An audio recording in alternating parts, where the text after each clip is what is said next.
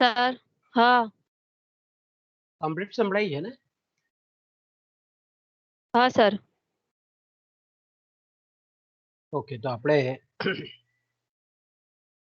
આપણું જે પેપર 5 છે,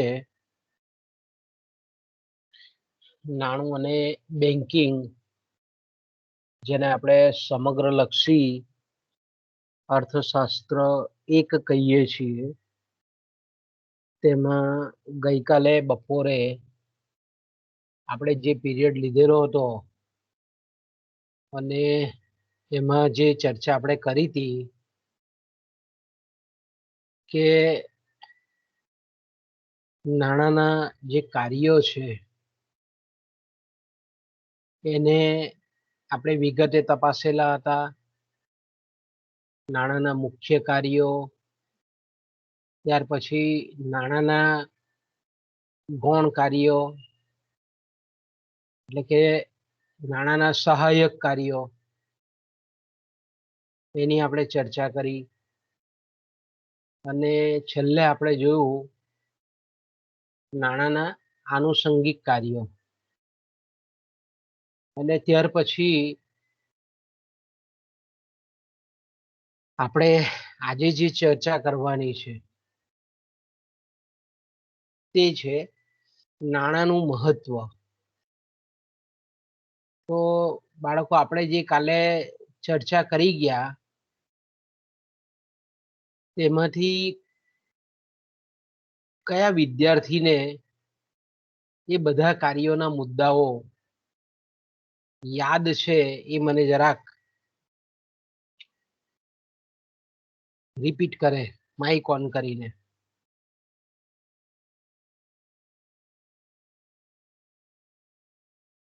બોલો, કોણ બોલશે?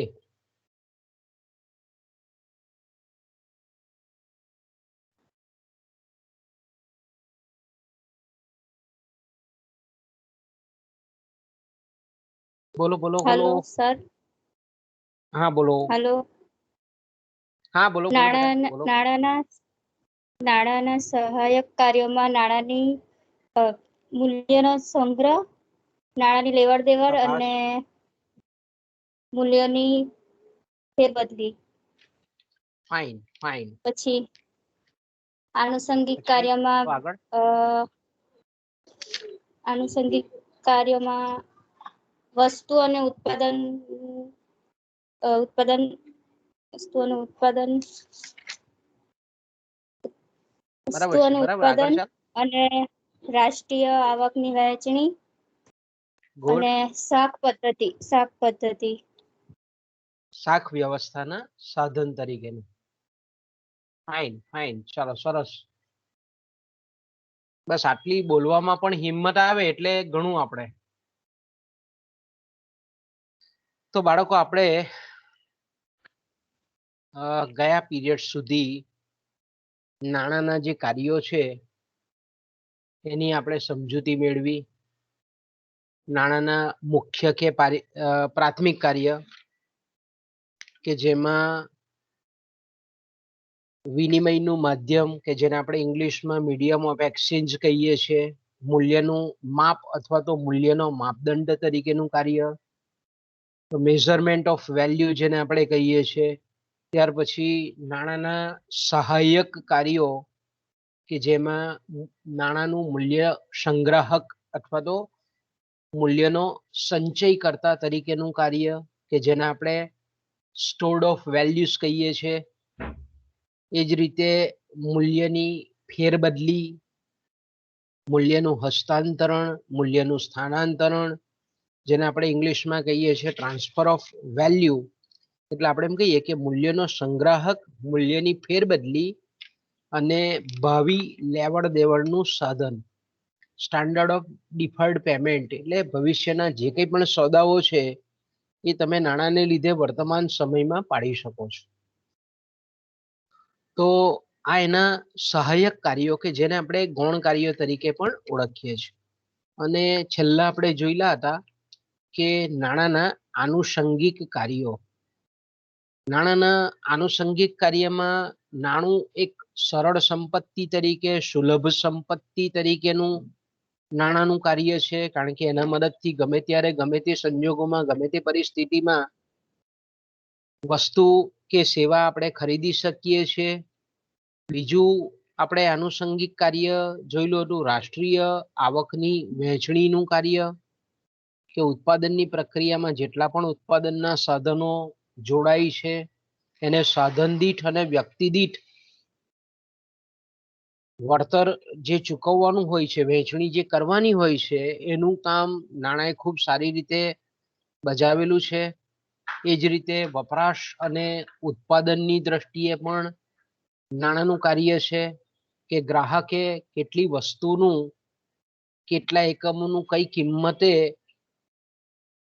ખરીદી કરવી, ગ્રાહકની સમતુલાને નાણાંના સીમાંત દૃષ્ટિગુણ અને વસ્તુમાંથી પ્રાપ્ત થતા સીમાંત દૃષ્ટિગુણના સંદર્ભમાં કઈ રીતે મહત્તમ સંતોષ પ્રાપ્ત કરી શકે છે એ વિશેનું આપણે એમ કહીએ કે જેને આપણે માર્ગદર્શન કહીએ છીએ અથવા તો નિર્ણયકરણ કહીએ છીએ, એ નાણાંને લીધે શક્ય બન્યું છે.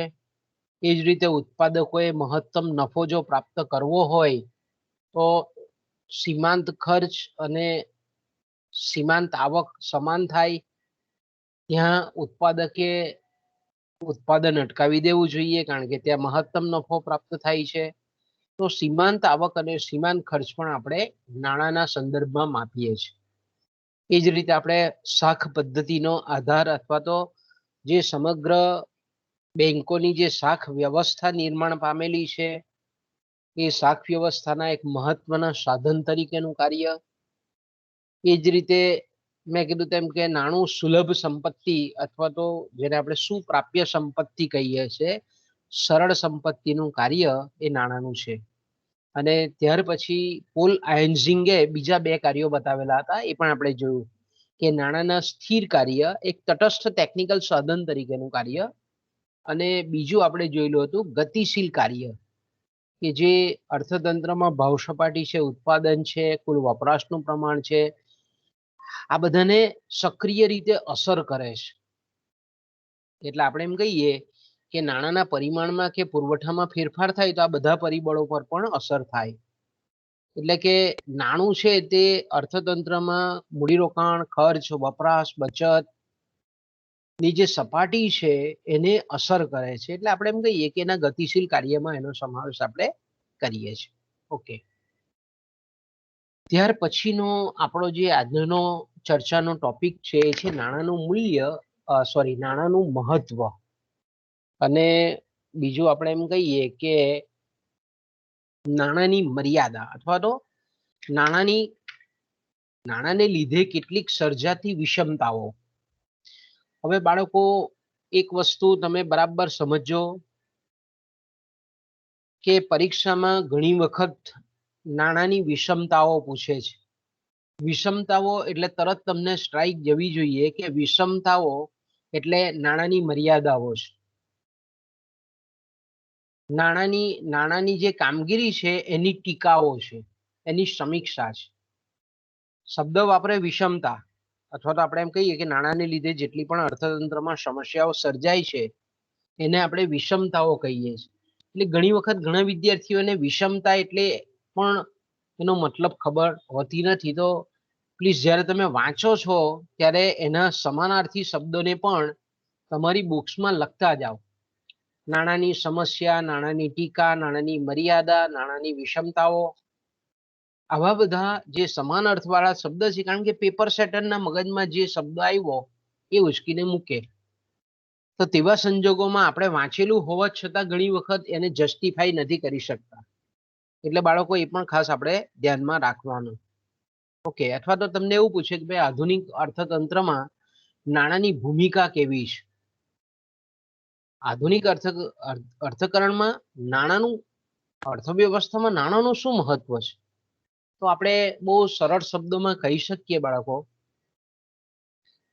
કે આધુનિક અર્થવ્યવસ્થાનો જેને આપણે મુખ્ય પાયો કહીએ, જેને આપણે પાઇવોટ કહીએ, ઇંગ્લિશમાં શું એ પાઇવોટ શબ્દ છે. આજના જે અર્થતંત્રમાં આપણે આર્થિક વૃદ્ધિ, વિકાસ અને પ્રગતિ જે જોઈએ છે એના કોઈ કેન્દ્રમાં જો કોઈ પરિબળ હોય તો એ નાણું છે. કારણ કે અત્યારના જે અર્થતંત્રો છે તે નાણાં વગર એક પણ સેકન્ડ ટકી શકે એવા નથી.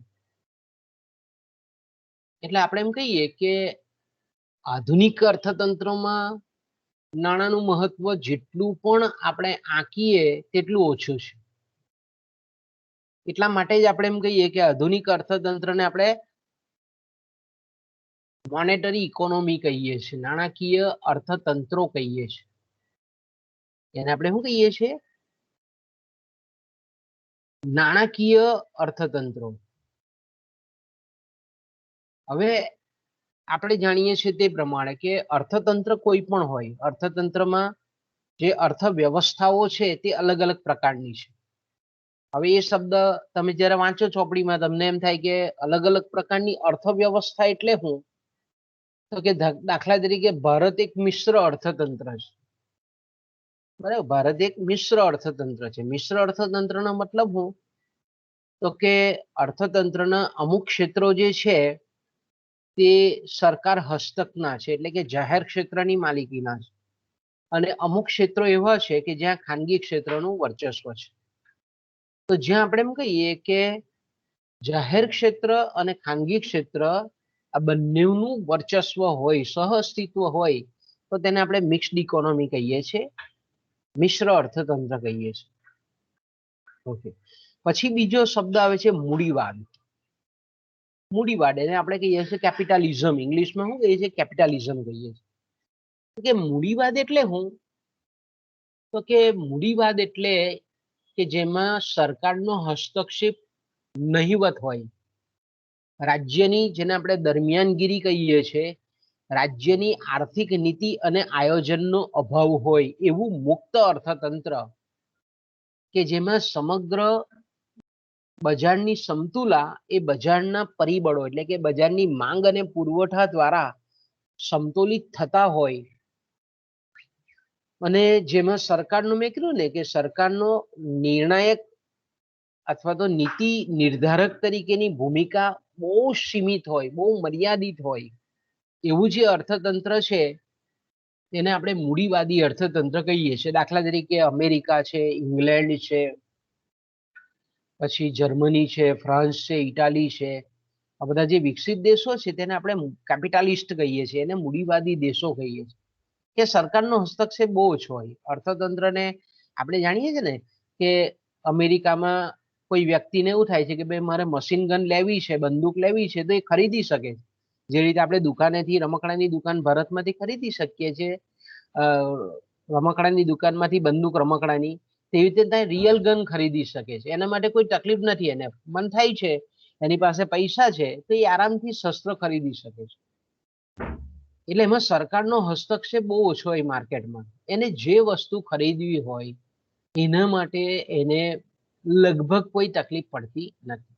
ઓકે, ટૂંકમાં આપણે એમ કહીએ કે બજારમાં જે પ્રકારની માંગ છે એ પ્રકારના ઉત્પાદકો ઉત્પાદન કરતા હોય, સરકારનો હસ્તક્ષેપ ઓછો હોય. સ્વેર વિહારી નીતિ એને આપણે કહીએ છીએ બીજા અર્થમાં. ઓકે, તેને આપણે મૂડીવાદ કહીએ છીએ. એનાથી ઉલટું, તદ્દન ઉલટું સમાજવાદ, સામ્યવાદ, જે ચીનમાં છે, ચાઇનામાં છે, રશિયામાં છે. કેવી અર્થવ્યવસ્થા છે? સમાજવાદી, સામ્યવાદી, જેને આપણે કોમ્યુનિસ્ટ કહીએ છીએ. ઇંગ્લિશમાં શું કહીએ છીએ? કોમ્યુનિસ્ટ અથવા તો કોમ્યુનલિઝમ એને ઇંગ્લિશમાં આપણે કહીએ છીએ. તો એમાં સર્વે સર્વ સરકાર છે. લોકોએ કઈ વસ્તુ વાપરવી, લોકોએ કયા શોખ કરવા, લોકોની વપરાશની ઢબ કેવી હોવી જોઈએ, સરકાર જે નક્કી કરે એનું તમારે પાલન કરવું પડે. જો નહીં તમે એનું પાલન કરો તો સરકાર તરત જેલમાં પૂરી દે, ફાંસીએ ચડાવી દે. આ ટાઈપની જે સમાજ રચના છે તેને આપણે સમાજવાદી સમાજ રચના કહીએ, સામ્યવાદ કહીએ છીએ, સમાજવાદ. જો કે આપણે એમ કહીએ કે ધીરે ધીરે ચુસ્ત સામ્યવાદ પણ આપણને જોવા મળતો નથી, પ્યોર શુદ્ધ પ્રકારનો મૂડીવાદ પણ વાસ્તવમાં જોવા મળતો નથી. અને આપણે એમ કહીએ ને કે બધી જગ્યાએ આપણે આજે કોઈ જેને આપણે શુદ્ધ અર્થવ્યવસ્થાઓ કહીએ છીએ આપણને જોવા નહીં મળતી. કારણ કે અમેરિકામાં પણ સરકારનું ધીરે ધીરે હસ્તક્ષેપ વધતો જાય છે. એ જ રીતે ચીનમાં પણ પ્યોરલી સામ્યવાદ નથી, જે કંઈ પણ પોતાની પસંદગીનું લોકો વાપરી શકે છે.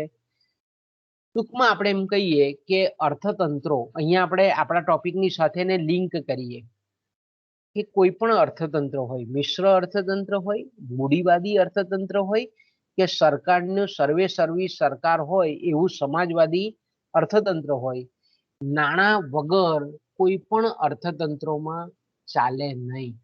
નાણાંની જરૂરિયાત કે નાણાંની અનિવાર્યતા સ્વીકાર્યા સિવાય ચાલે એમ નથી.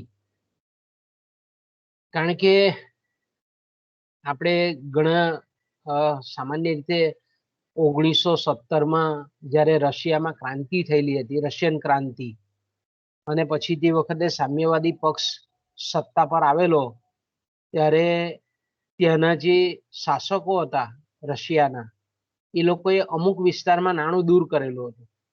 એની જગ્યાએ કાર્ડ પ્રથા દાખલ કરી. પૈસા જ નહીં, નાણું, ચલણી નોટો કે સિક્કાઓ નહીં, કાર્ડ પ્રથા દાખલ કરેલી. એની સાથે કેટલાક પ્રત્યક્ષ અંકુશો પણ દાખલ કરેલા હતા. પણ સમય જતા એવું લાગ્યું કે ભાઈ નાણું અને નાણાકીય વ્યવહાર વગર સમાજવાદ કે સામ્યવાદ ને કાર્યરત કરવો એ બહુ મુશ્કેલ છે, અતિ કઠિન છે. એટલે તે વખતે લિયોન ટોલસ્કીએ એવું કીધેલું હતું કે without a form monetary unit commercial account can only increase the chaos. એટલે શું કહે છે એમાં? આનો મતલબ એવો થાય કે સંગીન નાણાકીય એકમની ગેરહાજરીમાં વેપાર વિષયક ગણતરીઓ માત્ર ને માત્ર ગૂંચો ઊભી કરે છે, ગૂંચવાડાઓ ઊભા કરશે. એટલે રશિયામાં થોડાક જ સમયમાં પાછું નાણું દાખલ કરવું પડેલું. ચુસ્ત સામ્યવાદી દેશ છતાં પણ આપણે એમ કહીએ કે રશિયા નાણાં વગર સમાજવાદ, સામ્યવાદ, કટ્ટર સામ્યવાદી દેશ છતાં પણ એને નાણું દાખલ કરવું પડેલું. તો ટૂંકમાં આપણે એમ કહીએ કે નાણું આજના અર્થતંત્રોમાં એ કોઈ પણ હોય, ગમે તે અર્થવ્યવસ્થા હોય, કે એક એવી મજબૂત ધરી છે કે જેના પર જાણે કે આખું અર્થતંત્ર ટકી રહેલું હોય એવું જણાય આપણને. એટલે માર્શલ જેવા ખ્યાતનામ અર્થશાસ્ત્રી આપણને એવું કહે છે કે ભાઈ નાણું એક એવું પ્રભાવી બળ છે, એક એવું ચાલક બળ છે કે જેની આજુબાજુ સમગ્ર આર્થિક પ્રવૃત્તિ અને અર્થશાસ્ત્ર એ પરિક્રમા કરતું રહે છે. જે રીતે આપણે એમ કહીએ ને કે પૃથ્વી પોતાની ધરી પર ફરે છે 24 કલાક, એટલે દિવસ રાત થાય છે. તો અહીંયા માર્શલ આપણને એવું જ કહે છે કે ભાઈ એક એવી ધરી છે કે સમગ્ર અર્થતંત્ર અને અર્થશાસ્ત્ર, આર્થિક પ્રવૃત્તિઓ જાણે કે નાણારૂપી ધરીની આજુબાજુ પરિક્રમા લેતી હોય એવું આપણને જોવા મળે છે. ઓકે, એ જ રીતે આપણે એમ કહીએ કે એસીએલ ડે બીજા એક અર્થશાસ્ત્રી છે. શું કહે છે? એસીએલ ડે એવું કહે છે કે જો અર્થશાસ્ત્રમાંથી નાણાંને કાઢી લેવામાં આવે તો નાણું, આપણે કહીએ કે અર્થશાસ્ત્ર કેવું થાય, શુષ્ક થઈ જાય. એટલે આપણે એમ કહીએ કે અર્થશાસ્ત્રના વિષય તરીકે તેનો મોટો ભાગ અર્થતંત્રમાં નાણું કઈ રીતે કાર્ય કરે છે અને કઈ કઈ વિઘાતક અસરો નિપજાવે છે તેની સાથે સંબંધ ધરાવે છે. એટલે આપણે એમ કહીએ એસીએલ ડે નું કેવું એવું છે કે અર્થશાસ્ત્રમાંથી જો નાણાંને કાઢી લઈએ તો આપણને કેવું લાગે? એકદમ શુષ્ક લાગે ને. જે રીતે ભાગવત ગીતાને જો મહાભારતમાંથી કાઢી લેવામાં આવે તો મહાભારત બહુ અધૂરું લાગે. સેમ એવું છે કે અર્થતંત્રમાંથી કે અર્થશાસ્ત્રમાંથી જો નાણાંને દૂર કરવામાં આવે તો આપણે એમ કહીએ કે મોટા ભાગના જે આર્થિક વિચારો કે આર્થિક સિદ્ધાંતો છે તે નાણાંની આજુબાજુ આપણને કામ કરતા જોવા મળે છે. ટૂંકમાં એનું કહેવાનો મતલબ એમ છે કે નાણું બહુ અગત્યનું છે. કારણ કે આધુનિક અર્થવ્યવસ્થાનો જે આર્થિક પાયો, આર્થિક વિકાસ, આર્થિક પ્રગતિ એ નાણાંને આભારી છે. ક્રાઉથર ખૂબ અગત્યના અર્થશાસ્ત્રી છે. ક્રાઉથર આપણને એવું કહે છે કે ભાઈ દરેક વિજ્ઞાનની અમુક એક શોધ છે, બરાબર? દરેક વિજ્ઞાનની કેવી છે, કોઈ બહુ મહત્વની શોધ છે. દરેક જ્ઞાનની કોઈક ને કોઈક એવી મૂળભૂત શોધો છે. દાખલા તરીકે જેને આપણે ઇંગ્લિશમાં મિકેનિક્સ કહીએ છીએ, ફિઝિક્સની એક શાખા છે. મિકેનિક્સ છે તેમાં, અથવા તો ફિઝિક્સની જ આપણે વાત કરીએ, ભૌતિક વિજ્ઞાન જેને આપણે કહીએ છીએ, એમાં જે ચક્રની શોધ છે, કારણ કે ચક્રની શોધ થઈ પછી આપણે એમ કહીએ કે મશીનોમાં ઉત્ક્રાંતિ આવી, અને મશીનોમાં ઉત્ક્રાંતિ આવી એટલે આપણે જાણીએ છીએ તે પ્રમાણે કે વાહન વ્યવહારના સાધનો છે, ઔદ્યોગિક ઉત્પાદનના ક્ષેત્રે મશીનોની શોધ શક્ય બની, અને પરિણામ સ્વરૂપ આજે આપણે વિકાસ જોઈ શકીએ છીએ, યાંત્રીકરણ જોઈ શકીએ છીએ, વાહન વ્યવહારમાં ઉત્ક્રાંતિ જોઈ શકીએ છીએ. એ જ રીતે વિજ્ઞાનમાં અગ્નિની શોધ, બરાબર, સાયન્સમાં આપણે એમ કહીએ કે જ્યારથી આગ કે જેને આપણે અગ્નિ કહીએ છીએ, એ અગ્નિની શોધને લીધે વરાળ એન્જિનો શોધાયા, પછી ઘણી બધી આપણે એમ કહીએ કે પ્રગતિ આપણને થયેલી જોવા મળે છે. એ જ રીતે પોલિટિક્સમાં, રાજકારણમાં મતની શોધ, કે ભાઈ રાજકારણમાં જ્યારથી મત આપવાનો અધિકાર અથવા તો મત થી આપણે કોઈ પણ વ્યક્તિની લોકો કેટલા ફેવર કરે છે, કોને ચૂંટે છે, તો મત એ બહુ રાજકારણમાં અથવા તો પોલિટિક્સમાં બહુ મહત્વની શોધ છે. એ જ રીતે ગણિતમાં શૂન્યની શોધ. તમે વિચાર કરો કે ગણિતમાં જો શૂન્ય ન હોય તો ગણિત તો એકદમ જ પાંગળું લાગે. એ જ રીતે અર્થશાસ્ત્રમાં નાણાંની શોધ એ માનવીની અદ્ભુત શોધો પૈકીની એક મહત્વની શોધ છે.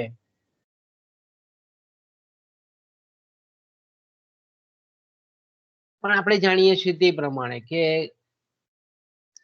ઘણા વિચારકોનો વર્ગ એવો છે, એક આપણે ખાસ કરીને જો પ્રશિષ્ટ અર્થશાસ્ત્રીની વાત કરીએ તો પ્રશિષ્ટ અર્થશાસ્ત્રીઓએ નાણાંનું મહત્વ બહુ ઓછું આપેલું હતું, એ લોકો બહુ ઓછું આંકેલું હતું. કારણ કે પ્રશિષ્ટ અર્થશાસ્ત્રીઓ 18મી સદીના ઉત્તરાર્ધથી એડમ સ્મિથની ચાલુ કરીએ આપણે, તો એ લોકોએ જે સિદ્ધાંતો અથવા તો આર્થિક વિચારધારા આપેલી હતી તે વાસ્તવિક પરિબળોના સંદર્ભમાં આપેલી હતી. વાસ્તવિક પરિબળો એટલે શું? તો કે નાણાંનો અભાવ હોય અથવા નાણું બહુ વાસ્તવિક પરિબળોમાં અસર કરતા નથી, એ રીતના સિદ્ધાંતો એમણે આપેલા હતા. વાસ્તવિક પરિબળો એટલે બચત છે, ઉત્પાદન છે, મૂડીરોકાણ છે. દાખલા તરીકે ઉત્પાદન એટલે શું? તો કે આપણે એમ કહીએ કે અર્થતંત્રમાં 2020-21માં ધારો કે દાખલા તરીકે 1 લાખ મીટર કાપડનું ઉત્પાદન થયેલું હતું. ઓકે, 21-22માં ધારો કે 10 લાખ મીટર કાપડનું ઉત્પાદન થયેલું છે. ઓકે, 20-21માં મેં કીધું તેમ નાણાકીય વર્ષ 20-21માં 1 લાખ મીટર કાપડનું ઉત્પાદન થયેલું છે, અને 21-22ના વર્ષમાં ધારો કે આપણે એમ કહીએ કે 21 જુલાઈ ચાલે છે, તો આપણે જુલાઈ સુધીમાં 10 લાખ મીટર કાપડનું ઉત્પાદન થયું. તો આ કેવું છે? ઉત્પાદન અહીંયા વાસ્તવિક ટર્મથી છે કે 10 લાખ મીટર, કે જે દ્રશ્ય વસ્તુ છે, ભૌતિક વસ્તુ છે. ઓકે, તો એને આપણે નાણાકીય ટર્મમાં પણ કહી શકીએ કે 1 લાખ મીટરની કિંમત, ધારો કે મીટર દીઠ જો 10 રૂપિયા હોય તો 10 લાખ રૂપિયાનું કાપડનું ઉત્પાદન.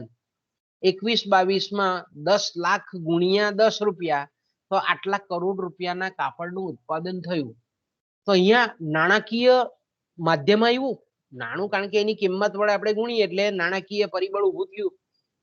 પણ પ્રશિષ્ટ અર્થશાસ્ત્રીઓએ જે સિદ્ધાંતો આપેલા હતા તે નાણાંનો ઉપયોગ નહીં કરેલો, કે વાસ્તવિક ઉત્પાદનના સંદર્ભમાં, વાસ્તવિક મૂલ્યના સિદ્ધાંતમાં, વાસ્તવિક મૂલ્યના પરિપ્રેક્ષ્યમાં એ લોકોએ સિદ્ધાંતો આપેલા હતા. એટલે એ લોકો, આપણે એમ કહીએ કે અર્થતંત્રમાં નાણું બહુ જરૂરી નથી એવું કહેતા હતા.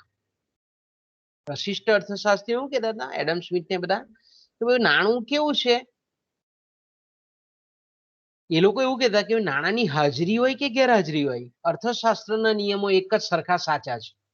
એટલે નાણું જે છે તે દેશના ઉત્પાદનના સાધનોમાં કે સમૃદ્ધિમાં કોઈ વિશેષ વધારો કરતું નથી. તો શું કહે છે આ લોકો? પ્રશિષ્ટ અર્થશાસ્ત્રીઓ એકદમ આપણને નવાઈ લાગે એવું કહેતા હતા કે નાણું હોય કે નહીં હોય, દેશની સમૃદ્ધિ, પ્રગતિ કે ઉત્પાદનના સાધનોમાં નાણાંને લીધે વધારે સવિશેષ ઉત્પાદન કે વધારો થાય છે એવું નથી. એટલે એડમ સ્મિથ એવું કહે છે કે ભાઈ નાણું એ કેવું છે, હાઈવે જેવું છે, વન ટાઈપ ઓફ હાઈવે, ધોરીમાર્ગ જેવું છે કે જે વ્યવહારને સરળ બનાવે છે. બરાબર, હાઈવે આપણે જોઈએ છીએ, આપણે મેઇન રોડ પર નીકળીએ મુંબઈ થી અમદાવાદના હાઈવે પર કે એક્સપ્રેસ હાઈવે પર વડોદરાથી અમદાવાદ જઈએ, આપણે જોઈએ છીએ કે આપણે 100-150 ની સ્પીડમાં બી ગાડી હાંકી શકીએ, કારણ કે ધોરીમાર્ગ છે, મુખ્ય હાઈવે છે. તો એવા હાઈવે હોય તો આપણે એમ કહીએ કે વ્યવહાર સરળ થઈ જાય, આપણે ઓછા સમયમાં આપણા ડેસ્ટિનેશન પર પહોંચી શકીએ. તો પ્રશિષ્ટ એવું કહેતા હતા કે નાણું જે છે તે કેવું છે, ધોરીમાર્ગ જેવું છે, હાઈવેઝ જેવું છે, કે વિનિમય કે વ્યવહારને સરળ બનાવે છે, પણ એ ધોરીમાર્ગ પર એક પણ ઘાસનું તણખલું ઊભું કરી શકાતું નથી, ઉત્પાદિત કરી શકાતું નથી.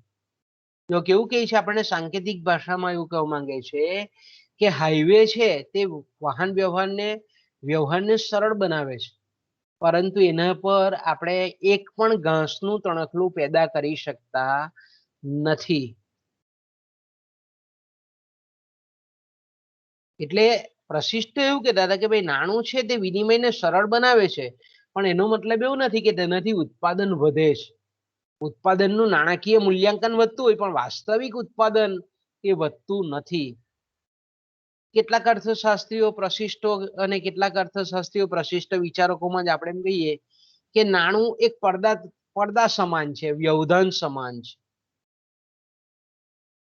છતાં પણ આપણે એમ કહીએ કે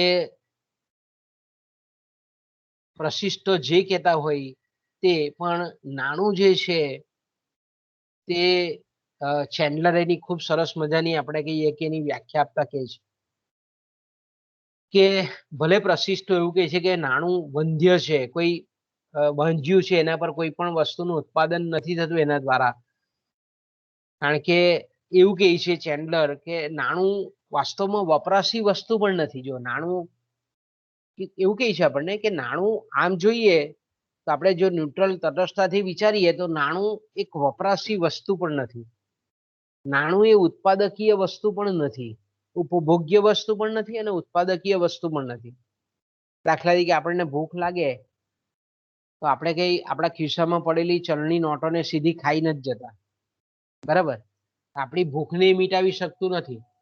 આપણને ઠંડી લાગતી હોય તો નોટોને આપણે સીવીને આપણા શરીર પર મૂકી દઈએ તો એનાથી કઈ આપણને ઠંડીથી પ્રોટેક્ટ નથી થતું. વપરાશી વસ્તુ પણ નથી. બીજું કે ઉત્પાદકીય વસ્તુ પણ નથી કે આપણે દાખલા તરીકે ઘઉંની જરૂરિયાત છે ને મશીનમાં નોટો નાખીએ ને ઘઉં થઈને નીકળે, એવું તો છે નહીં. તો નાણું એક બાજુ આપણે એમ કહીએ કે વપરાશી વસ્તુ પણ નથી, ઉત્પાદકીય વસ્તુ પણ નથી, બરાબર? જાતે ભલે કોઈ ઉપયોગી વસ્તુ આપણે એમ કહીએ કે, પણ ચેન્ડલર એવું કહે છે કે નાણું ભલે વપરાશી વસ્તુ નથી, ઉપભોગ્ય વસ્તુ નથી, કોઈ ઉપયોગી વસ્તુ ડાયરેક્ટ પોતે પેદા નથી કરી શકતું, પરંતુ તેમ છતાં અહીંયા શબ્દ મોટો છે, તેમ છતાં વિનિમય અને વિશિષ્ટીકરણને સરળ બનાવવાની તેની જે શક્તિ છે તેને લીધે ઉત્પાદકતા પર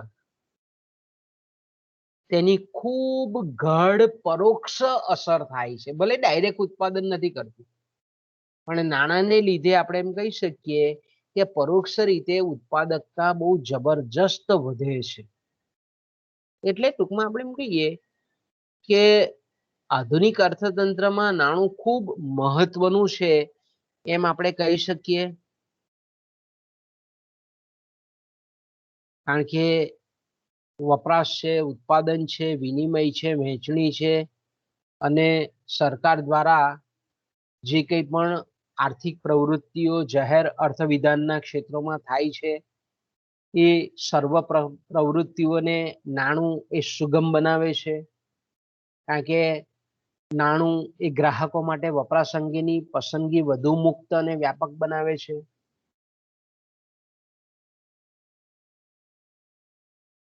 નાણું એટલે આપણે એમ કહીએ કે નાણું ને લીધે જ શ્રમ વિભાજન અને વિશિષ્ટીકરણ શક્ય બનેલું છે. નાણાંને બચતોનું સર્જન કર્યું, બચતોને લીધે મૂડીરોકાણ શક્ય બન્યું અને મૂડીરોકાણ શક્ય બન્યું, બચતોને પરિણામ સ્વરૂપ મૂડીની ગતિશીલતા વધી, મૂડીરોકાણને લીધે ઉત્પાદકતામાં વધારો થયો. એ જ રીતે આપણે એમ કહી શકીએ કે રાષ્ટ્રના આર્થિક જીવનના ઘડતરમાં નાણું ખૂબ મહત્વની ભૂમિકા બજાવે છે. નાણું ખૂબ અતિ ઉપયોગી સાધન છે એવું પીગુ કહે છે કે જેના વડે, જેના દ્વારા સમાજનું મહત્તમ આર્થિક કલ્યાણ સાધી શકાય છે. વાઇઝર તો એવું કહે છે, આપણે ઓસ્ટ્રિયન વિચારક છે, આધ્યાત્મિક કલ્યાણમાં નાણાંનું યોગ્ય પ્રમાણ અને વહેંચણી કદાચ આપણે એમ કહીએ કે ગૌણ પરિબળ અથવા તો શૂન્ય પરિબળ હોઈ શકે, પરંતુ આર્થિક કલ્યાણને જો આપણે સિદ્ધ કરવું હોય, સાકાર કરવું હોય, તો વાઇઝરના મત મુજબ એ બહુ મજબૂત પરિબળ છે. આધ્યાત્મિક કલ્યાણમાં કદાચ આપણે એમ કહીએ કે નાણાંનું નહિવત પ્રમાણ છે, પરંતુ આપણે એમ કહીએ કે આર્થિક કલ્યાણને સિદ્ધ કરવામાં નાણાંની બહુ મોટી ભૂમિકા છે. તો એને આપણે મુદ્દાસર પણ આપણે લખી શકીએ. પરીક્ષામાં જ્યારે પણ તમે લખો, નાણાંનું મહત્વ પૂછાય એવો પ્રશ્ન છે બાળકો, કે નાણાંની અગત્યતા જો જોઈએ આપણે તો એને મુદ્દા પ્રમાણે એ રીતે પણ આપણે વહેંચી શકીએ કે ભાઈ નાણું, પહેલો મુદ્દો આપણે એ રીતે લખીએ, ધારો કે નાણું જે છે એ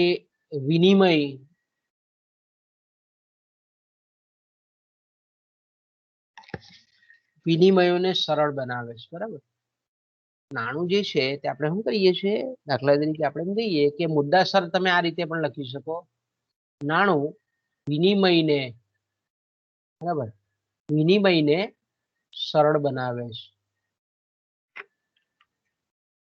વિનિમયને સરળ બનાવે છે અને પરિણામ સ્વરૂપ આપણે એમ કહીએ કે આર્થિક પ્રવૃત્તિનો, એને વિનિમયને સરળ બનાવે છે એનો મતલબ એવો થયો કે આર્થિક પ્રવૃત્તિ ઝડપી બની, આર્થિક પ્રવૃત્તિ વિસ્તરી અને પરિણામ સ્વરૂપ આર્થિક પ્રવૃત્તિ જેટલી વિસ્તરી, એનું વિસ્તરણ થયું, એટલું આપણે એમ કહી શકીએ કે આર્થિક વિકાસમાં પ્રગતિ ઝડપ આવી. વસ્તુ વિનિમય પ્રથામાં આપણે જાણીએ છીએ કે વિનિમય બહુ ધીરો થતો હતો, કારણ કે દ્વિપક્ષી જરૂરિયાત વચ્ચેનો જે અભાવ હતો એને પરિણામ સ્વરૂપ આર્થિક પ્રવૃત્તિ કેવી હતી, ધીમી ગતિએ ચાલતી હતી. પણ નાણું છે તો નાણાંએ વિનિમયને સરળ બનાવ્યો એટલે આર્થિક પ્રવૃત્તિનો વિસ્તાર થયો અને પરિણામ સ્વરૂપ આપણે એમ કહીએ કે આર્થિક વિકાસમાં ઝડપ આવી. ઓકે, બીજો મુદ્દો તમે એ રીતે લખી શકો બાળકો કે ભાઈ નાણું જે છે એ વસ્તુઓ અને સેવાઓના મૂલ્યને માપે છે. આપણે જોઈ ગયા એના કાર્યમાં કે એને લીધે મૂલ્ય પદ્ધતિ, નાણાંને લીધે મૂલ્ય પદ્ધતિ સંપૂર્ણ બની. બીજું આપણે જાણીએ છીએ તે પ્રમાણે કે નાણાંને લીધે, બરાબર, નાણાંને લીધે મૂલ્યની ચૂકવણી આપણે એમ કહીએ કે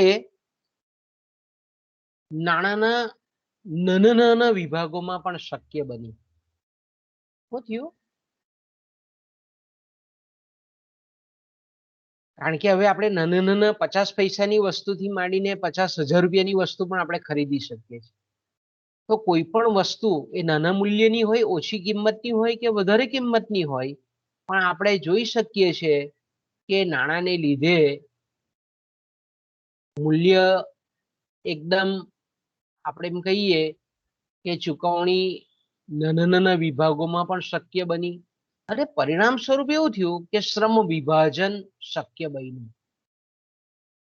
વિશિષ્ટીકરણ થયું અને જેને આપણે મોટા કદનું કે મોટા પાયાનું ઉત્પાદન કહીએ છીએ, એ જો શક્ય બન્યું હોય, આજે આપણે મોટી મોટી ફેક્ટરીઓ જોઈએ છે, મોટી મોટી કંપનીઓ જોઈએ છે કે જ્યાં નાનામાં નાના લેવલનું શ્રમ વિભાજન અને વિશિષ્ટીકરણ થતું જોવા મળે છે, એનો કોઈ જો શ્રેય જતો હોય તો એ નાણાંને લીધે છે. ત્રીજું, આપણે એના જે કાર્યો છે તેને જ તમારા એના મહત્વમાં આવરી લેવાના છે. ભાઈ, નાણું મૂલ્ય સંચય તરીકે, મૂલ્યના સંગ્રાહક તરીકે સારી સેવા બજાવે છે. એ જ રીતે નાણું મૂલ્યની ફેરબદલી કે જેને આપણે હસ્તાંતરણ કહીએ છીએ, એક વ્યક્તિથી બીજી વ્યક્તિ, એક જગ્યાએથી બીજી જગ્યાએ સરળતાથી મૂલ્યનું હસ્તાંતરણ થઈ શકે છે. એ જ રીતે આપણે એમ કહીએ કે નાણાંને લીધે ફ્યુચરના ટ્રેડિંગ્સ છે, ભાવિ લેવડ દેવડ છે, એ શક્ય બનેલી છે. ઉધાર પદ્ધતિ વિકસેલી છે, ધિરાણ આપવાની પ્રથા વિકસેલી છે. તો આ બધા એના જે નાણાંના કાર્યો છે એને લીધે એની અસર શું થઈ કે મૂડી સંચય કે જેને આપણે મૂડી સર્જન કહીએ છીએ, જે મૂડી સર્જન કે જે મૂડી રોકાણની પૂર્વ શરત છે, અને મૂડી રોકાણ એ આર્થિક વૃદ્ધિ અને આર્થિક વિકાસની પૂર્વ શરત છે. તો એને લીધે આપણે શું થઈ જાય, નાણાંના આ કાર્યોને લીધે મૂલ્યના સંચયકર્તા તરીકેનું, સંગ્રાહક તરીકેનું, મૂલ્યની હસ્તાંતરણ તરીકેનું અને ભવિષ્યના લેવડ દેવડના સાધન તરીકેનું, એને લીધે મૂડી સંચય શક્ય બન્યો. મૂડી સંચયને લીધે મૂડી રોકાણ વધ્યું. મૂડી રોકાણ વધ્યું પરિણામ સ્વરૂપ ઔદ્યોગિક પ્રવૃત્તિ, વ્યાપારિક પ્રવૃત્તિ, વાણિજ્યિક પ્રવૃત્તિ, ખેતી અને આર્થિક વિકાસ એ વધારે પ્રગતિશીલ આપણને બનતો જતો જોવા મળે છે. આ બધો શ્રેય નાણાંને આભારી છે. ઓકે, એ જ રીતે આપણે એમ કહીએ કે આજનું જે અર્થતંત્ર છે તેને આપણે મૂડી પ્રચુર ઉત્પાદન પદ્ધતિ વાળું કહીએ છીએ. આજના અર્થતંત્રમાં શ્રમ કરતા મૂડીનું વધારે પ્રાધાન્ય છે, એટલે મૂડી પ્રધાન ઉત્પાદનની વ્યવસ્થા છે. અને મેં કીધું તેમ કે નાનામાં નાની વસ્તુના ઉત્પાદન પર આજે વિશિષ્ટીકરણ આપણને થયેલું જોવા મળે છે. તો એ માત્ર ને માત્ર નાણાંને આભારી છે. આજનું આપણે એમ કહીએ કે સમય લેનારું જે જટિલ ઉત્પાદન પદ્ધતિ છે, વિશાળ ઉત્પાદન છે, મોટા પાયા પરનું શ્રમ વિભાજન છે, આ બધું જો શક્ય બન્યું હોય તો એ નાણાંને લીધે છે. અન્યથા જો નાણું ન હોતે તો આટલા મોટા કદના એકમો, નાનામાં નાના કક્ષાનું વિશિષ્ટીકરણ કે મૂડી પ્રચુર ઉત્પાદન, જટિલ માળખું એ આપણે જોઈ શકત નહીં. ઓકે, નાણું મેં કીધું તેમ કે મૂલ્યનો સંચય કરે છે. નાણું એક બહુ મહત્વનું કામ એનું છે મૂલ્ય સંગ્રાહક તરીકેનું. પરિણામ સ્વરૂપ બચત અને મૂડી રોકાણ શક્ય બન્યા. અને બચત અને મૂડી રોકાણ એ આર્થિક પ્રગતિ, આર્થિક વિકાસ અને આર્થિક વૃદ્ધિની એક મહત્વની પૂર્વ શરત છે. બીજું આપણે જાણીએ છીએ તે પ્રમાણે કે નાણાંનું એક મહત્વનું જે આપણે કાર્ય જોયું તે પ્રમાણે કે એને લીધે ભવિષ્યના સોદા વર્તમાનમાં કરી શકાય છે. કારણ કે નાણાંનું મૂલ્ય એ સમયાંતરે લગભગ સ્થિર રહેતું હોય છે. તો તેવા સમયમાં તેવા સંજોગોમાં આપણે એમ કહીએ કે નાણાં એ ભાવિ લેવડ દેવડના સાધન તરીકેનું કામ કરતું હોવાથી વર્તમાન અને ભવિષ્ય વચ્ચે એક પુલ સમાન કામ કરે છે, એક સેતુની ગરજ સારે છે.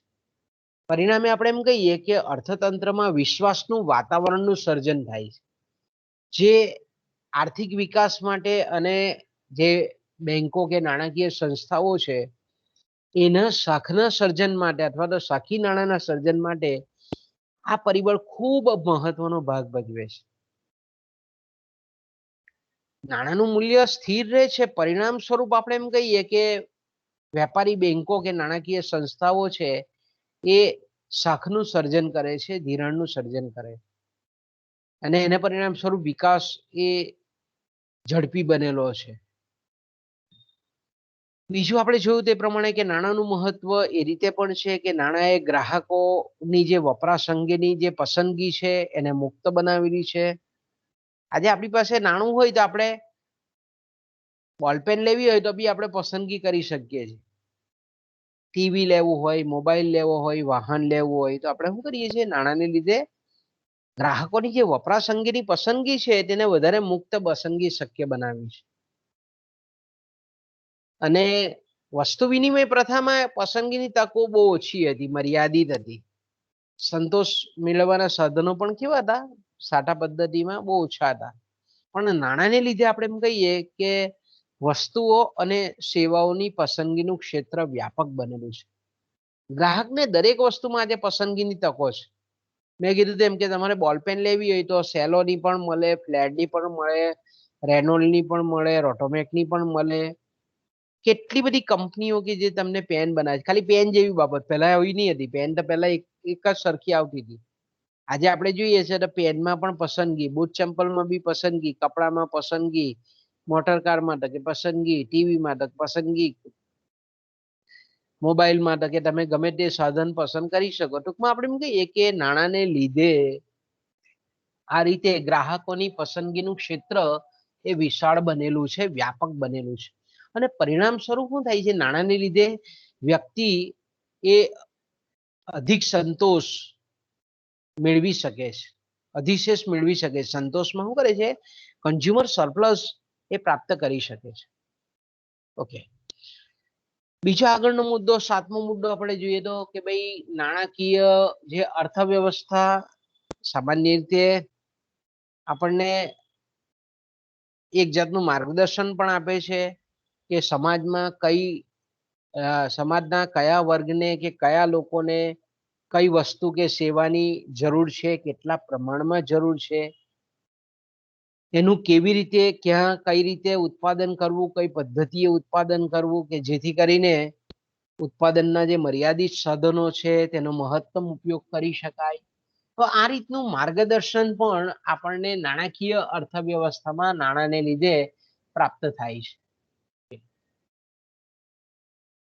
બીજું આપણે જોઈએ ત્યાર પછી તો કે ભાઈ ખાસ કરીને આજની જે ઉત્પાદન વ્યવસ્થા જે છે એમાં નાણું એ ઘણી બધી આર્થિક પ્રવૃત્તિને સાંકળતી એક કડી સમાન છે. વચ્ચે જો બે આર્થિક પ્રવૃત્તિ અથવા તો ઘણી બધી આર્થિક પ્રવૃત્તિની વચ્ચે તો પુલ સમાન કામ કરતું હોય, કડી સમાન કામ કરતું હોય તો નાણું છે. દાખલા તરીકે આપણે એમ કહીએ કે ઉત્પાદન ખર્ચ અને આધારે ઉત્પાદનના સાધનોની ખરીદી કરી શકાય છે. કિંમતને આધારે કાચો માલ સામાન કે મશીનો છે કે ઉત્પાદનના અન્ય સાધનોની ખરીદી કરી શકાય છે. એ જ રીતે આપણે એમ કહીએ કે નાણાંને લીધે નફાની ગણતરી, રાષ્ટ્રીય આવકની, ઉત્પાદનના સાધનોનું વચ્ચેનું વહેંચણીનું કામ એ નાણાંના સ્વરૂપે કરવામાં આવે છે. તો એને લીધે આપણે એમ કહીએ કે રાષ્ટ્રીય આવક કે ઉત્પાદનમાં પણ અનેક ગણો વધારો આપણને થતો જોવા મળે છે. કારણ કે વહેંચણી એની સરળ થઈ ગઈ છે. સાધન દીઠ અને વ્યક્તિ દીઠ વહેંચણીને બહુ સરળતાથી નાણાંના સંદર્ભમાં આપણે વહેંચી શકીએ છીએ. તો એને લીધે શું થયું? રાષ્ટ્રીય આવક વધી, રાષ્ટ્રીય ઉત્પાદન વધ્યું, આર્થિક વિકાસ વધ્યો, માથાદીઠ આવક વધી, માથાદીઠ ઉત્પાદન વધ્યું, વપરાશ યોગ્ય આવક વધી, માથાદીઠ વપરાશ વધારી શકાયો. તો આ નાણાંને લીધે છે. બીજું આપણે એમ કહીએ છીએ કે સરકાર જાહેર અર્થવિધાન અન્વયે આર્થિક સમાનતા અને સામાજિક જે ન્યાય છે, એટલે સમાજમાં જે અલગ અલગ આપણને વર્ગો છે, મધ્યમ વર્ગ, ઉચ્ચ મધ્યમ વર્ગ, શ્રીમંત વર્ગ, અતિ ધનાઢ્ય વર્ગ, ગરીબ વર્ગ, અતિ ગરીબ વર્ગ.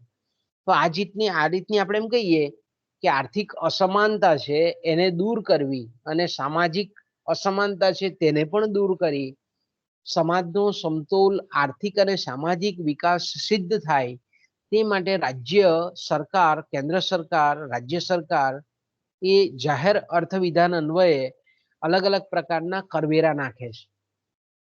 અને સરકાર દ્વારા ખર્ચ પણ થાય છે, જેને આપણે જાહેર ખર્ચ કહીએ છીએ, પબ્લિક એક્સપેન્ડિચર એને ઇંગ્લિશમાં આપણે કહીએ છીએ. તો એ નાણાંના સંદર્ભમાં થાય છે. સરકાર જ્યારે કરવેરા ઉઘરાવે છે ત્યારે એ નાણાંના સંદર્ભમાં જ ઉઘરાવે છે, અને સરકાર જ્યારે ખર્ચ કરે છે તે પણ નાણાંના સંદર્ભમાં જ કરે છે. એટલે આપણે એમ કહી શકીએ કે નાણાંને લીધે ઉત્પાદનના જે સાધનો છે એની ઇષ્ટતમ વહેંચણી એક તો શક્ય બનેલી છે. સાખી વ્યવસ્થાનો, વ્યવહારનો વિકાસ પણ એને આભારી છે. અને સરકારની જે કંઈ પણ જાહેર અર્થતંત્રની અથવા તો જાહેર અર્થવિધાનની જે પ્રવૃત્તિઓ છે એ પણ નાણાંના પરિપ્રેક્ષ્યમાં જ થાય છે. એટલે આપણે એમ કહીએ કે આ બધી પ્રવૃત્તિઓ માટે નાણું એક બહુ મહત્વનું એક ઓર્ગન છે, આવશ્યક અંગ છે. એ જ રીતે આપણે જોયું તે પ્રમાણે કે ગ્રાહકની સમતુલા, જેને આપણે ગ્રાહકોને વસ્તુ અને સેવાઓની ખરીદી કહીએ છીએ, બરાબર. જ્યારે ખરીદી અંગેનો નિર્ણય લેતો હોય તો તેને આપણે ગ્રાહકની સમતુલા કહીએ છીએ. તો માર્શલે આપેલો ખ્યાલ છે તુષ્ટિગુણ વિશ્લેષણમાં કે ભાઈ ગ્રાહકની સમતુલા ક્યારે સિદ્ધ થાય, તો કે ભાઈ વસ્તુની કિંમત, વસ્તુના એકમો જ્યારે ખરીદે છે અને એ પેટે જ્યારે કિંમત એની ચૂકવે છે સીમાંત એકમની, અને એને પરિણામ સ્વરૂપ એ નાણું કિંમતના સ્વરૂપમાં આપે છે, ત્યારે એ નાણાંનું સીમાંત એકમ એટલે નાણાંને લીધે એને જતો કરવો પડેલો જે ત્યાગ છે અથવા તો સહન કરવો પડેલો ત્યાગ છે અને વસ્તુને પ્રાપ્ત કરવાથી મળતો એમાંથી સીમાંત દૃષ્ટિગુણ છે, કે જ્યારે સમાન થાય ત્યારે ગ્રાહક છે એ સમતુલા પ્રાપ્ત કરે છે, જેને આપણે ગ્રાહકની ખરીદી કહીએ છીએ અથવા તો ગ્રાહકની ખરીદી અંગેનો નિર્ણય કહીએ છીએ. તો ગ્રાહકોને વસ્તુ કે સેવાની ખરીદી કરવામાં અને ઉત્પાદકો જે છે તેને ચીજ વસ્તુઓ કે સેવાના ઉત્પાદનમાં માર્ગદર્શન મળી રહે તે માટે નાણું ખૂબ જરૂરી છે. તો નાણાંનું બહુ અગત્યની ભૂમિકા છે. બજારમાં ગ્રાહકને રાજા કહેવામાં આવે છે, બરાબર. બજારમાં શું કહેવામાં આવે છે? ગ્રાહક, કન્ઝ્યુમર ઇઝ અ કિંગ, એવો શબ્દ વાપરવામાં આવે છે. તો ગ્રાહકની બજારમાં સર્વોપરિતા જે આપણને સિદ્ધ થયેલી જોવા મળે છે, એનો શ્રેય પણ જો કોઈને જતો હોય તો એ નાણાંને આભારી છે. તો મેં કીધું તેમ કે ભાઈ એ રાષ્ટ્રીય આવકની વહેંચણી હોય કે રાજ્યની કલ્યાણલક્ષી યોજનાઓ હોય કે સરકારના, કેન્દ્ર સરકારના જાહેર અર્થ વિધાનના કાર્યો હોય કે જાહેર ખર્ચ હોય, કરવેરાની જાહેર આવકની નીતિ હોય, જાહેર દેવું હોય, અથવા તો આપણે કહીએ કે સરકારનો કુલ આવક અને કુલ ખર્ચ વચ્ચેની જે ખાધ છે, એ ખાધ વગેરેને પૂરવા માટે પણ નાણું જ એક અગત્યનું પરિબળ છે. એ જ રીતે આપણે એમ કહીએ કે રાજકોષીય નીતિ, જેને આપણે ઇંગ્લિશમાં કહીએ છીએ ફિસ્કલ પોલિસી. તો રાજકોષીય નીતિ એટલે કેવી નીતિ? તો કે સરકારની કરવેરા, ખર્ચ અને જાહેર દેવા અંગેની નીતિ, તેને આપણે રાજકોષીય નીતિ કહીએ છીએ. રાજકોષીય નીતિના ઘણા બધા હેતુઓ છે, લક્ષ્યાંકો છે, ઉદ્દેશો છે. દાખલા તરીકે આવકની આર્થિક અસમાનતાને દૂર કરી આર્થિક સમાનતા સ્થાપવી, આર્થિક જે અસ્થિરતા છે એટલે કે જે કંઈ પણ આર્થિક પ્રવૃત્તિમાં ચઢાવ ઉતાર છે તેને અટકાવીને સ્થિરતાપૂર્ણ વિકાસ કરવો, પૂર્ણ રોજગારી હાંસલ કરવી. તો રાજકીય નીતિના, રાજકોષીય નીતિના જે અલગ અલગ ઉદ્દેશો છે, આવા ગરીબીનું નિવારણ કરવું, આર્થિક સમાનતા લાવવી, આર્થિક સ્થિરતા લાવવી, સ્થિરતાપૂર્વકનો સમતોલ વિકાસ કરવો, પૂર્ણ રોજગારી પ્રાપ્ત કરવી. તો આ હાંસલ જો કરવું હોય સરકારે, રાજકોષીય નીતિના ઉદ્દેશોને પરિપૂર્ણ કરવા હોય, તો નાણાંના પુરવઠાની વધઘટ અને નાણાંની સમાજના અલગ અલગ વર્ગો પર થતી જે વહેંચણી છે એને ધ્યાનમાં લઈને જ એને રાજકોષીય નીતિ ને ના જે કંઈ પણ ધ્યેયો છે તે પ્રાપ્ત કરી શકે. જો નાણાં વગર જો આ બધા બાબતો કે ઉકેલ માર્ગોને વિચારે સરકાર, તો એના જે કંઈ પણ રાજકોષીય નીતિના ધ્યેયો છે તે પરિપૂર્ણ ન થાય. એટલે આપણે એમ કહી શકીએ કે નાણાં વગર જો નાણાકીય નીતિ કે રાજકીય નીતિ અપનાવવામાં આવે તો એટલી બધી ઇફેક્ટિવ નહીં રહે, અસરકારક નહીં રહે, જે એના ધ્યેયો છે તેને પરિપૂર્ણ કરી શકે નહીં. એ જ રીતે આપણે જાણીએ છીએ તે પ્રમાણે કે નાણું આવક, ઉત્પાદન, રોજગારીની સપાટી, આવકની વહેંચણીને બહુ ડીપન અસર કરે છે, ઊંડી અસર કરે છે. એ જ રીતે આપણે એમ કહીએ કે નાણું એક કાર્યક્ષમ હિસાબી પદ્ધતિ અને જે અંદાજપત્રીય વ્યવસ્થા છે એને નાણાંને લીધે શક્ય બનાવેલી છે. નાણાંને લીધે જ આપણે કહીએ કે અંદાજપત્ર આપણે બહાર પાડી શકીએ છીએ, હિસાબી નોંધો આપણે નોંધી શકીએ છીએ. હિસાબી પદ્ધતિ આપણે વ્યક્તિગત હોય, પેઢીગત હોય, ઉદ્યોગની હોય કે સમગ્ર અર્થતંત્રની હોય, આ જેને આપણે કહીએ કે કાર્યક્ષમ હિસાબી પદ્ધતિ કહીએ છીએ, એ નાણાંને આભારી છે, નાણાંને લીધે કાર્યક્ષમ બની છે. એટલે આપણે એમ કહી શકીએ કે આર્થિક વિકાસ અને સરકારના જે કંઈ પણ વહીવટીય બાબતના ખર્ચાઓ છે તેની પાછળ જો આપણે એમ કહીએ કે કોઈ પરિબળ હોય તો એ નાણું છે. બીજું આપણે એમ કહીએ કે નાણાંનું એક બહુ મહત્વનું કાર્ય છે કે નાણાંની હાજરીને લીધે નાણાકીય અર્થતંત્રમાં નાણાંની હાજરીને લીધે સમાજમાં કઈ વસ્તુની કેટલા પ્રમાણમાં જરૂરિયાત છે, કયા સ્વરૂપની વસ્તુ જોઈએ છે, એનું કેટલું ઉત્પાદન કરવું જોઈએ અને સમાજને કે રાષ્ટ્રને કે રાજ્યને કે જિલ્લાને મળેલા જે કંઈ પણ મર્યાદિત સાધનો છે એનો કેવી રીતે શ્રેષ્ઠતમ ઉપયોગ કરવો જોઈએ એનું સમગ્ર માર્ગદર્શન એ આપણને નાણું આપે છે. આજે આપણે એમ કહીએ ને કે ભાઈ ઔદ્યોગિક વિકાસ થયેલો છે, એ ઔદ્યોગિક વિકાસની પ્રગતિને આપણે નાણાકીય દ્રષ્ટિકોણથી જ કહીએ છીએ કે ભાઈ દરેક ઉદ્યોગોએ કેટલા મૂલ્યનું ઉત્પાદન કર્યું, કેટલું ટર્નઓવર કર્યું. આપણે જોઈએ છે ઇન્ડસ્ટ્રીમાં કે ભાઈ કાપડ ઉદ્યોગ છે, કાર ઉદ્યોગ છે, કાચ ઉદ્યોગ છે, કોમ્પ્યુટર ઉદ્યોગ છે, ટેલિકોમ ઇન્ડસ્ટ્રી છે, આ બધાએ આપણે એમ કહીએ કે જે પ્રગતિ સાધેલી છે એને આપણે કોના સંદર્ભમાં જોઈએ છીએ તો નાણાકીય પરિપ્રેક્ષ્યમાં જોઈએ છે. એટલે ખૂબ સરસ ઘણા અર્થશાસ્ત્રીઓ કહે છે કે આધુનિક વિશ્વ જે છે, મોડર્ન યુનિવર્સ છે, એણે શું કર્યું છે, ઉદ્યોગોએ મોડર્ન આધુનિક જે વિશ્વ છે એના જે ઉદ્યોગો છે એણે નાણારૂપી વસ્ત્રો ધારણ કરેલા છે. આજની જે આધુનિક અર્થતંત્રનું જો વિકાસ અને પ્રગતિનું કોઈ ઘોતક પરિબળ હોય તો એ ઉદ્યોગો છે. અને ઔદ્યોગિક પ્રગતિ જે છે એટલે કે ઉદ્યોગો છે એ ઉદ્યોગોએ નાણારૂપી વસ્ત્રો પહેરેલા છે, ધારણ કરેલા છે, એમ ઘણા અર્થશાસ્ત્રીઓ કહે છે. એટલે ટૂંકમાં આપણે એમ કહીએ કે નાણાંનું મહત્વ એટલું બધું છે કે નાણાંને લીધે જ આપણને ઔદ્યોગિક વિકાસ કે આર્થિક વિકાસ થયેલો જોવા મળે છે. બીજું આપણે પીગુ કહે છે તે પ્રમાણે કે નાણું એક બહુ મહત્વનું ઉપયોગી સાધન છે કે જેને પરિણામ સ્વરૂપ સમાજનું મહત્તમ આર્થિક કલ્યાણ સિદ્ધ થયેલું છે કે નહીં અને સિદ્ધ કરવું હોય તો કઈ રીતે કરી શકાય. નાણાકીય સાધનોની ફાળવણી એ રીતે કરી શકાય કે જેથી કરીને મહત્તમ સામાજિક કલ્યાણ સિદ્ધ કરી શકાય. તો મહત્તમ આર્થિક કલ્યાણ સાધવામાં પણ નાણું બહુ કી ભૂમિકા, ચાવીરૂપ ભૂમિકા ભજવે છે. અને છેલ્લું છે કે નાણું એ આધુનિક અર્થવ્યવસ્થાનું એકદમ અનિવાર્ય અને મૂળભૂત અંગ છે. અને એનું સંચાલન, એનું મેનેજમેન્ટ એ રીતે થવું જોઈએ કે જેથી કરીને પહેલેથી નક્કી કરેલા આર્થિક અને સામાજિક જે લક્ષ્યાંકો છે, હેતુઓ છે, ઉદ્દેશો છે, તેને સિદ્ધ કરવામાં સક્રિય રીતે નાણું એક સહાયક ભૂમિકા ભજવે. તો બાળકો અહીંયા આપણું નાણાંનું મહત્વ અહીંયા પૂરું થાય છે. બરાબર છે. નાણાંને આપણે એમ કહીએ કે મૂડીવાદી અર્થતંત્રમાં રક્ત સમાન માનવામાં આવે છે. તો અહીંયા આપણે આપણા લેક્ચરને વિરામ આપીએ કારણ કે ટીવાય વાળા બાળકો રાહ જોતા હશે. તમારો પણ પીરિયડ હશે. છે ને પીરિયડ હમણાં? બાળકો પીરિયડ છે કે નહીં?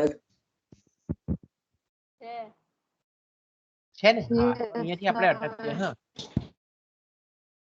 અવાજ ક્લિયર આવે છે ને તમને? હા સર. હા સર. હા, લેક્ચરમાં કઈ બેટા ડિસ્ટર્બન્સ નથી ને? ના. ચાલો તો આપણે અહીંયા પૂરું કરીએ છીએ. બોલો બીજું કઈને પ્રશ્ન હોય તો પૂછો. હા બોલો. હું એમ કહું કે ભાઈ જેને એટી કેટી એફઆઈ માં આવેલી છે એના ફોર્મ ભરી દીધા પરીક્ષાના? તમારા કોઈ મિત્ર મંડળમાં બાકી હોય એટી કેટી ના ફોર્મ ભરવાના, એફઆઈ માં એટી કેટી હોય તેવા અથવા પૂરેપૂરા ફેલ થયેલા હોય તેવા, સિંધા સાહેબ વારંવાર મેસેજ મૂકે છે એટલે આપણે કોલેજના મેસેજોને બરાબર ધ્યાનથી વાંચો.